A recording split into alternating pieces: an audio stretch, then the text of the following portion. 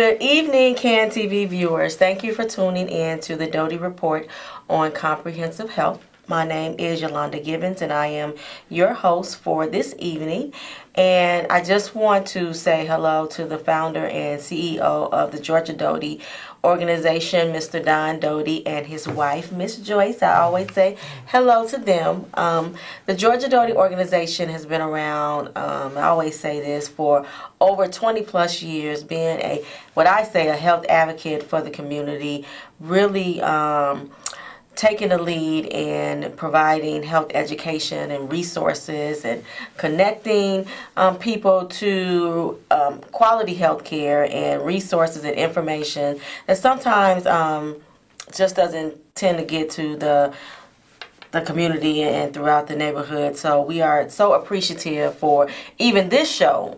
We've had the opportunity to just bring in some great people, like the gentleman sitting right next to me, to share some information with you. So I am going to get started with our interview for today. I'm very excited. We have tons of information to share, particularly for those that are veterans or friends and family of veterans. Definitely tune in to get some information about some services and some information about what's going on to a community that we so honor, that sacrificed their life, their time, their family to keep us free. So we are definitely honored and always want to have respect for our veterans. So I have here today with me Mr. MaGill, Mark MaGill, correct?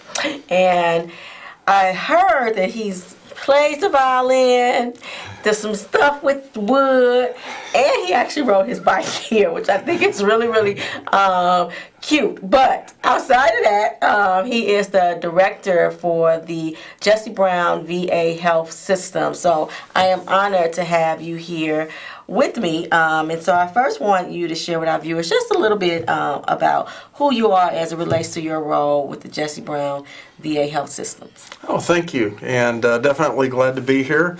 I have been with VA for 36 years. Wow. And this is actually my 11th VA. Okay. And traveled across the country, and I tell you, this one's special to me. Mm-hmm. Namesake is Jesse Brown, named after the Honorable Jesse Brown. Mm-hmm. Jesse was a combat Marine. He was National Disabled American Veterans Service Officer. He was the first African American Secretary of Department of Veteran Affairs. Mm-hmm. And I tell you what, a true leader, and very humbled to be director in his facility now. Right. That's great. So I just want to get the conversation started. I know we have a lot to share. We're going to touch on a few different topics, but I want to just ask you, what is the healthcare, the VA healthcare systems? What does that mean as it relates to veterans? And what services are available there at those facilities? Okay. Well, let's just start nationally. I have to tell you, I'm very biased toward VA care because what is provided to our national heroes and our veterans, it's a great system. Mm-hmm. And there have been many changes throughout the years, but VA is really on the forefront of a lot of things besides healthcare, research, and we train over 3/4 of the nation's doctors. Because most larger VAs like Jesse Brown have an affiliation with medical schools. In fact, we have with Northwestern and then University of Illinois at Chicago. Now, Jesse Brown is not necessarily large in size compared mm-hmm. to some VAs, but we're complex in the services that we provide. Mm-hmm. We have a full range of medical and surgical services, specialty care, mental health, and long-term care. Okay. And how does VA tap into those services? So a veteran, there's various levels of eligibility, but some veterans, you may have heard of the Mission Act. And let me actually talk about that if I could. Sure. The Mission Act basically will allow veterans that are eligible for care in VA. It kind of enhances our ability to provide care for those veterans, because if there's a service that we're not able to provide on a as timely basis as we might want, or the geography of the veteran where they live, they're not close necessarily to a VA, we can partner with some of our community counterparts and provide care for that veteran, and it can be seamless to the veteran then. Of course, they can still choose VA, and we want them to choose VA, especially in the Chicago market. We would like them to come to Jesse Brown Veterans Healthcare System. Right. We do have the medical center, which is here in Chicago and Damon, but then also we have 4 other sites of care. We have a large outpatient clinic in Crown Point, Indiana, which actually it's kind of funny. They serve 6 counties that are designated as highly rural. And then we have 3 other smaller clinics here in the Chicago area. We have Lakeside, we have Auburn Gresham, and then we have Chicago Heights. So we have a full range of services, full range of sites to provide those services, and there's many things that kind of make us unique, even outside of the services that I spoke, and hopefully we'll have time to talk about some of those. So what are some of those? What are some of those? Great. Well, one thing, we do something called whole health. Okay. And whole health looks at the patient-provider relationship, not just on the terms of what you traditionally think with a provider. You know, they want to look at, okay, am I managing my diabetes correct? Am I managing my weight? Am I being compliant in the medications? So whole health allows a partnership with the doctor.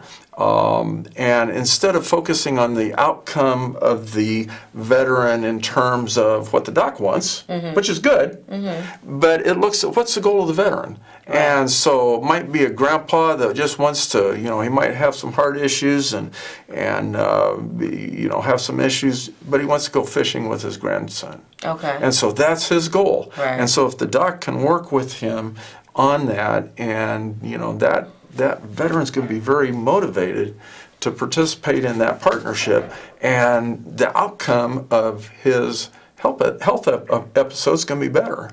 Another thing that kind of fits in with whole health, and this is a little unique, is there's alternative treatment methodologies. Like in management of pain, for example, acupuncture. We do that. We have an acupuncturist. We do healing touch, Tai Chi, yoga, meditation. And those different methodologies actually have shown outcome to improve the health status of veterans, whether it's chronic pain management or another ailment. So that's whole health. Got time for another one? Yeah. Okay. But it's good. I just want to, that is good piece of information to know, and to hear that some of the care is sort of non-traditional.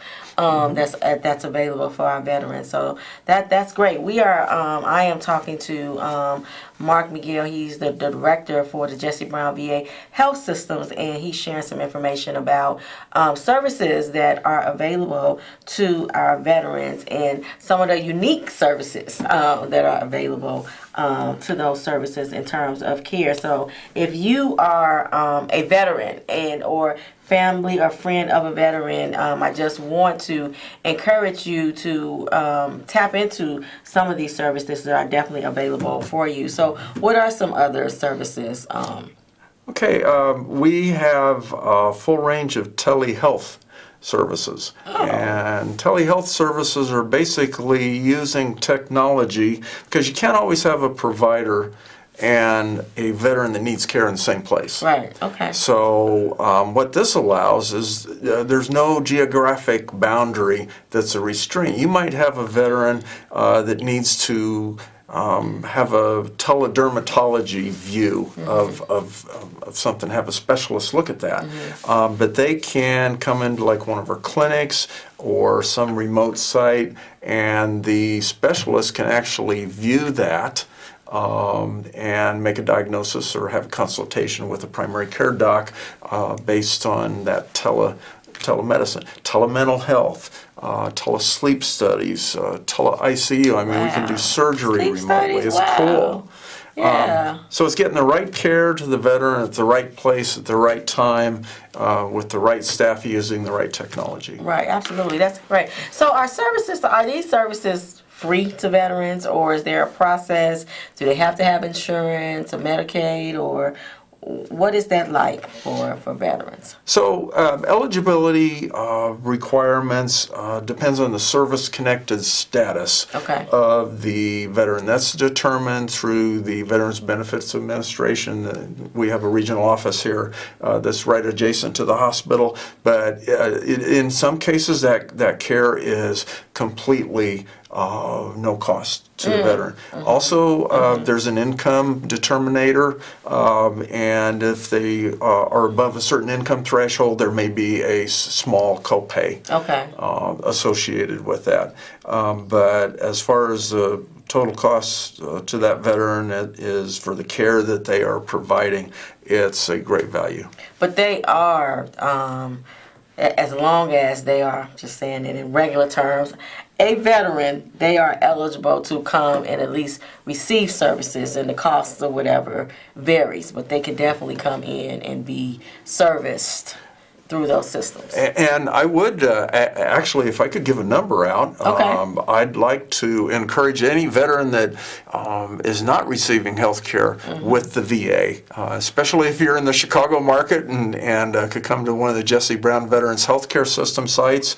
But our eligibility number is 312-569-6250. So I just want to repeat that for all of you viewers and for everybody on Facebook that is watching. If you are a veteran or a friend or family member of a veteran that is not receiving health care or a quality health care service and want to know their eligibility status, the phone number is 312-569-6250. I'm encouraging. Healthcare is so important, and I'm just looking, peeking on his list of the list of services that are available. And I actually know someone who had a mild stroke a couple of years ago and really commended the VA healthcare systems as the number one reason why he recovered at the level in which that he was able to recover, because of the services that he was able to provide. And we have a caller. Caller, are you there? Yes, I am. You have a question or a comment?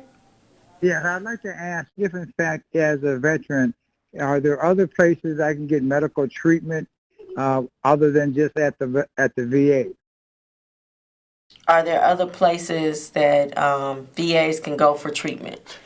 Yes, and that's where the Mission Act comes in, and as far as the eligibility for that, and as far as what circumstances the veteran would be able to utilize those outside facilities, what I'd like to do on that is actually, if I could give a number, because that'd be better, because each situation might be a little different, but the overall answer is yes. And that's what this Mission Act is so great, because it allows us to partner with other facilities, not only in the Chicago area, but other areas as well, like in Northeast Indiana. And our VAs. We have other VAs. We have Hines, which of course is 10 miles away. And then we have Lovell, which is up north of the Great Lakes Naval Hospital and the VA up there. So if I could, let me give the Jesse Brown, actually the call center for the Mission Act would be 888 569 5282. 5282. And that will tell you all about the access standards, which is what you had inquired about. It'll tell about any co-payments and insurance and just the general healthcare eligibility. There's a community care and urgent care eligibility as well, walk-in care, and that's for more minor injuries such as ear infections, eye infections, and again, the eligibility differs a little bit on some of those, but it's a great thing. Okay, that is cool. So we're going to shift a little bit. We were talking before we got started about veterans and mental health and just what we're seeing as it relates to the mental health of our veterans, and you mentioned about suicide. So I want to open that conversation up for you to share what's going on with our veterans community as it relates to the mental health piece. Well, thank you very much. I tell you, that is a subject that's very personal to me. And veteran suicide is something that is very tragic. The statistic is that nationally, 20 of our heroes successfully take their lives every day in this nation. Wow. 20. Wow. And of those 20, only 6 ever were aware of VA services. Wow. And the other 14 had never entered a VA. And I tell you, with the full package of mental health services that we have, and we try to get in there and, before a veteran's at risk and work with that veteran and try to prevent that from happening. We need to get the word out that VA is there to help. And we actually have crisis number, and if I could talk about that a little bit. Yes, please. Absolutely. So remember the 20 figure, and again, this is a very complicated subject. Lots of variables, lots of clinical variables that could be related. Some of the issues that someone may have, whether it be chronic pain or whether it be substance abuse or alcohol treatment or any sort of mental health, that they're fighting. Those can all be related. So my docs tell me that the best thing that we can do to help those at risk is to get out the awareness about services that VA has. So I like to do what I call the 20 challenge. The 20 challenge. Everybody that's listening. And so can I do that to your listeners? Yes, okay. Absolutely. So what I usually do is start, and of course everybody has one of these. Get the cell phone there. Everybody got a cell phone. That's right. And everyone knows how to make a contact. And so over the next 20 days, I'd like to have your listeners put a number in there. Okay. That number is 800 800 273 273 8255. 8255. 800-273-8255. Come on, I need everybody to put this number in their phone. It's 800 273 273 8255. 8255. What that is the Veterans Crisis Line. And that crisis line is not just for a veteran that may be contemplating suicide. It could be for a veteran that is in crisis. Some major life events happen. It does not matter. But what's also cool about that number, and there's 3 national call centers, huge things. I mean, that will be answered by a live person, within the 3rd, 4th ring. But what's cool about that, you and I can call. Okay. If we know a veteran that's at risk, whether it's a family member, a neighbor, a friend, maybe even a complete stranger, we can call that number. We can give that number to the veteran. So what I want your listeners to do is make that contact, and then here's the cool part. Share that. Share it with 20 people over the next 20 days. Yeah, share that number with 20 people over the next 20 days. It is a phone number that if you know of a veteran, if you are a veteran that's in crisis, not necessarily contemplating suicide, but if that's the case, we definitely want to be able to share that number over the next 20 days with everyone. We're trying to really just kind of raise awareness. And how powerful would that be? And then, tell them why you're sharing that number with them and ask them to do the same thing. Right. And I tell you, I used to say you could save a life, but I know this is where it gets a little personal. I know for a fact that has saved lives. Right. And Wow. So that's important. So when we're talking about the mental health of our veterans, is there a particular age range? Is it veterans that's coming from a particular era or war or time frame that the system, healthcare systems are seeing is more in crisis than others? You know, the demographics on that differ so much, and unfortunately, suicide knows no demographic bounds. True. And what is also tragic, I mean, there's some comparisons with the civilian sector. Okay. And, so we have a lot of women's health care. And our women, and I don't remember, I think the male figure is a lot higher, but women are, veteran is twice as likely to commit suicide than their civilian counterpart. And I think the guys are even higher than that. Wow. And yes, there's different statistics for age group and education level, gender, but again, nothing that you can attribute to being able to prevent that. Yeah. So it unfortunately knows no boundaries. Okay. That's definitely good information to share. We definitely want to get the word out. We definitely want our veterans to know that there's help. You know, I do. Definitely want the veterans to know that there are help, there are services that are available to them. The health of our veterans is very important, and that they have access to them. And I think that's the key, is to know that there is some services. And so you probably can't answer this because it's just a question. How does veterans miss that? Like, is there a reason why they just disconnect from knowing that these services are available to them, or it's just they don't, like anyone else, just don't tap into something that they know is there? Is there a reason that, that they don't tap into the services that's available?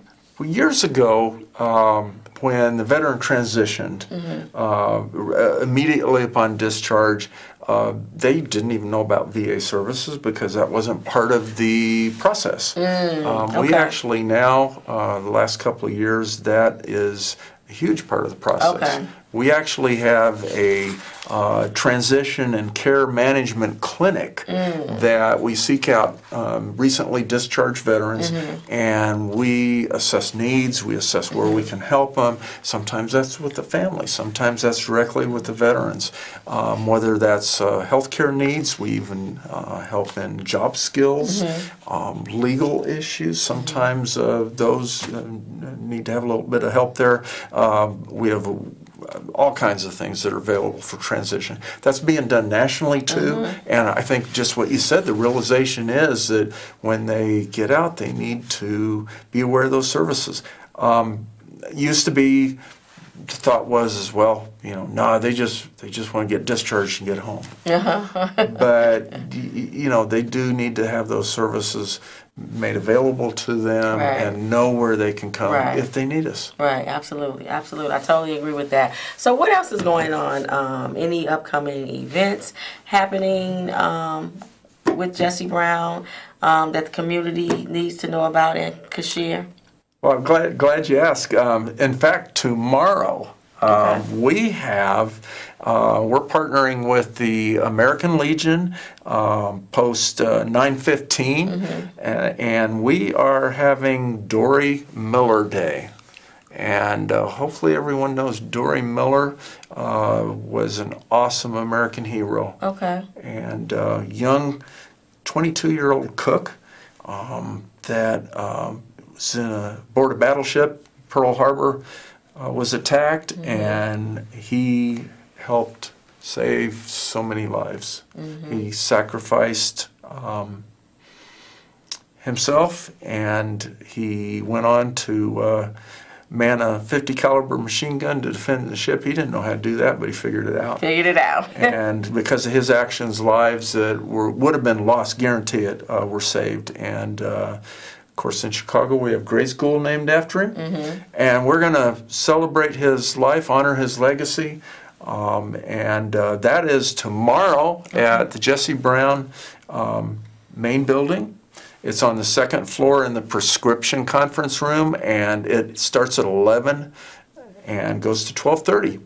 Nice. And so is it open to anyone? It is open to the public. Open to the public. What else? Anything else you want to? We have 5 minutes remaining. Anything else you want to share or feel that's important for the viewers and the community know as it relates to your role and the services that are available? I tell you, we can never too much honor our veterans. Yeah, and, you know, that's at all levels. I just, in the grade schools, I love to see when we have folks go out and our students can learn about heroes and veterans. On the other hand, we love to have our veterans visited. We had, I won't say his name, we had one of the Cubbies come out and visit our guys last year, and they loved it. So, you know, thank a veteran. Thank a veteran for their service, whether they're hospitalized or not. Just reason that they served and sacrificed was for us so we can be free. Right. I love that. That is a good way for us to close by saying to thank a veteran. Thank a veteran. Really show some honor and respect because it is because of them that they do sacrifice a lot. And we know it, but I don't think, you know, you don't know it. You know what I mean? We're just so used to life being how it is that we have no idea. I can imagine what real sacrifices that these men and women make on our behalf so that we're able to have these great conversations. So I just want to thank MaGill for being here. He is actually going to be speaking at on August 1st. For Georgia Doty Comprehensive Health is having a stand up for veterans health and resource forum on August 1st from 10 to 2 p.m. at the Salvation Army Kroc Center in Chicago, and he's going to be one of our speakers. This is open to all veterans. We're going to have some healthcare services, some job information, some giveaways, you know, some lunch, some entertainment, and as you have mentioned, we are going to be thanking and honoring the veterans in the best way that the organization knows how, and hopefully being able to connect them to services that are available to them, like with Jesse Brown and any other organization that is able to assist them with housing and whatever the needs are. So that is on August 1st, 2019, 10 to 2 p.m. at the Salvation Kroc Center. You know, please find me on Facebook and reach out to me. We're definitely looking for volunteers. We're looking for people who want to exhibit or vend or even sponsor to help make this a great event for the veterans on that particular day. The 2020, right? That's it. We're not going to forget. We want to share that number for any veteran that may be in crisis or in need of some support. Call that number, a live person answers, and be able to give some direction and some guidance and hopefully some information that may possibly save a life, may possibly save the life of one of our veterans as they have saved so many of ours. Any final words before we close? Just again, thank you for the opportunity and love our veterans. Thank you so much. This has been the Doty Report on Comprehensive Health, and we will be back here next Tuesday at 7:30 p.m. Thank you for viewing. Thank you, Facebook Live, for watching. Please spread the word, and thank you so much, Mr. MaGill, for being our guest on today. You guys have a great, healthy rest of the week, and thank a veteran.